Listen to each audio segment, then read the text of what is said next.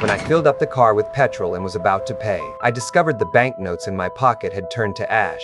Sensing something amiss, so I drove home quickly. Grasping Van Gogh's self-portrait, I stepped to the doorway, leaving half the painting exposed outside while keeping the other half indoors. Soon, the exposed half of the portrait turned to dust. To further verify, I went back to my room. I grabbed the money I had wished for in my room and hurled it out the window. Sure enough, all the money turned to ashes before it hit the ground. That's when I realized that everything I wished for can't leave the house. Once they leave, they'll be turned into ashes instantly. At that moment, I saw my wife carrying the baby towards the door. I tried to stop her from leaving, yet couldn't articulate why. In the end, she ignored my pleas and walked out with the child. I did not attempt to stop them again. Perhaps this chance would make the wish-born infant vanish. I stood silently at the doorway, awaiting the outcome. Sure enough, the moment my wife stepped outside, the baby began wailing. Its skin immediately began to change. The shoes on its feet rapidly aged.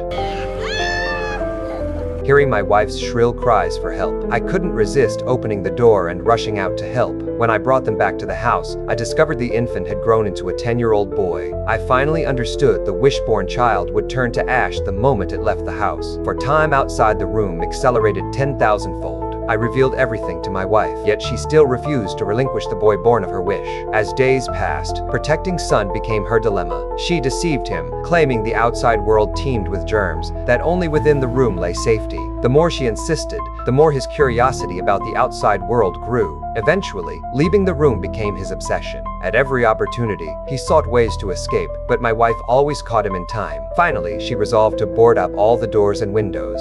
I'm not doing this. You don't like it? Feel free to leave anytime you want. In the end, I couldn't persuade her otherwise and had to agree. In the days that followed, our arguments over the boy grew more frequent, but we didn't realize the boy had been eavesdropping on the secrets of the wish room all along. The next morning, upon waking, a snow globe caught my eye. The boy's snow globe had clearly broken just yesterday. Where had this one come from? I immediately sought out my wife, but she knew nothing of it either. At that very moment, the lights in the room began to flicker. We knew someone was making a wish. We hurried to the wishing room to investigate. Sure enough, inside the wishing room, the boy had created an entire forest. He was happily building a snowman. My wife couldn't help but sigh. We've always thought only of creating wealth. Why did we never realize that making wishes could create happiness too? But I sensed a profound danger. I rushed over to the boy, grabbed him by the arm and left. Once outside the room, I warned him sternly, "You are absolutely forbidden to set foot in the wish room again."